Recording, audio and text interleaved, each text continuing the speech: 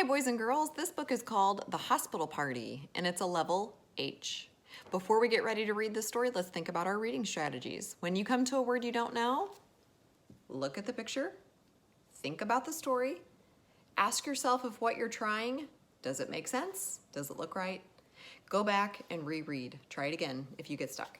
In this story, oh boy, I just read it. Adam has a broken leg and he's in the hospital and he's very, very sad because Tim is his best friend and Tim is having a birthday party and he has to miss it because he's in the hospital. So as he's sitting in the hospital, he tells the nurse about his friend's birthday party. So the nurse decides to come in and she gives him some paper and some markers and he gets to make a card for Tim. That's a really good idea. But as he's sitting there all that morning, Adam was so sad that he didn't get to go to that birthday party. And after lunch, Adam's dad came to the door and Adam's dad was smiling at him and he looked at Adam and Adam wasn't smiling at all. And of course, Adam's dad wanted to know why and Adam told him and he said, I really want to go to that party. And all of a sudden, Tim and all the friends that were at Tim's party came to the hospital and they decided to have their birthday party at the hospital with Adam. Isn't that a great idea? So they had balloons and popcorn and Tim's birthday cake because it was Tim's birthday. And at the very end, Adam shows the birthday card that he made Tim. And Adam says, "Happy birthday." And Tim was such a nice friend. He had a gift for Adam to make Adam feel better since he was a little sad that he broke his leg. It was a hospital present. And at the end of the story, Adam tells his friends, I like hospital parties. Okay, you're going to take your time and you're going to read this book by yourself. It's called The Hospital Party. I'm showing you page by page. Here we go.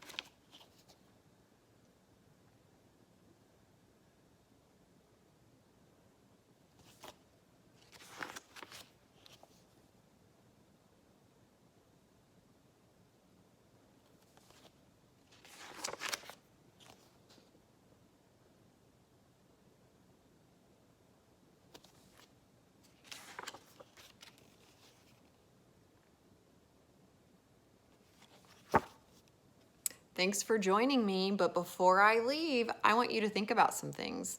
If you're reading books like this, we need to be thinking about what we're reading, okay? Because that's the idea of reading. We need to make sure that we understand what we're reading. So I'm going to ask you some questions and I want you to think about the answers, okay? You can answer them to a friend in the room.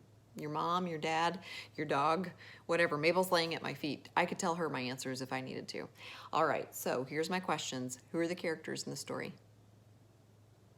What's the setting? Where does it take place? What's the problem? What's the solution? How do they solve that problem? And then I want you to think about the story from the beginning all the way to the end. Can you retell the story to someone? Tell them a little bit about the beginning, a little about the middle, and a little about the end. Can you do that? That's what good readers are able to do. They can answer all those questions. Okay, so practice that. See you later.